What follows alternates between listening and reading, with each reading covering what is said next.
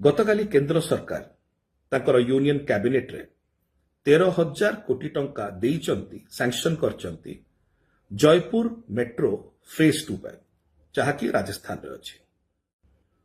ଏବଂ ଏଥିପାଇଁ କେନ୍ଦ୍ର ସରକାର ତାର ଅଧା ଭାଗ ପାଖାପାଖି 6,500 କୋଟି ଟଙ୍କା ସେମାନେ ବହନ କରିବେ ଏସ୍ପିଭି ମାଧ୍ୟମରେ ଏବଂ ରାଜସ୍ଥାନର ସରକାର 6,500 କୋଟି କରିବେ। ଭଲ କଥା, ସୁନ୍ଦର କଥା, ଏଥିରେ କିଛି ଖରାପ ନାହିଁ।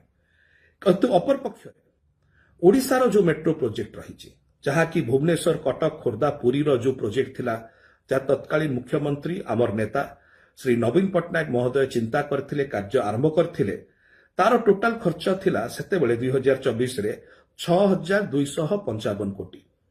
ଯଦି ଜୟପୁରର ଯୋଉ ମଡେଲ ଅଛି, ଜୟପୁରର ମେଟ୍ରୋ ମଡେଲ ଅଛି, ସେଟାକୁ ଧରି ଦିଆଯାଏ କି କେନ୍ଦ୍ର ସରକାର ଅଧା ଏବଂ ରାଜ୍ୟ ସରକାର ଅଧା ବହନ କରିବେ, ତେବେ ହାରାହାରି 3,000 କୋଟି ଟଙ୍କା କେନ୍ଦ୍ର ସରକାର ଏବଂ 3,000 କୋଟି ଟଙ୍କା ରାଜ୍ୟ ସରକାର ବହନ କରିବେ।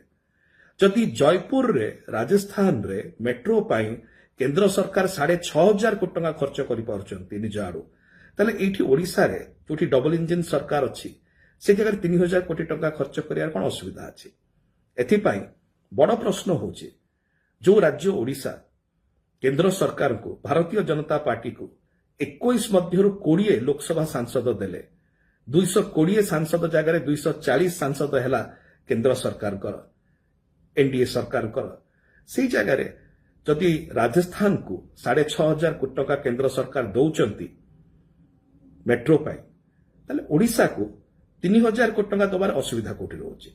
ସେଥିପାଇଁ ମୁଁ ଦାବିପତ୍ର ଗୋଟିଏ ପଠେଇଛି ମାନ୍ୟବର ମୁଖ୍ୟମନ୍ତ୍ରୀ ଓଡ଼ିଶାର ଶ୍ରୀ ମୋହନ ଚରଣ ମାଝୀ ମହୋଦୟଙ୍କୁ ଏବଂ ଏହି ଦାବିରେ ମୁଁ କହିଛି ଯେ ଆପଣ କେନ୍ଦ୍ରଙ୍କ ସହିତ କଥା ହୁଅନ୍ତୁ।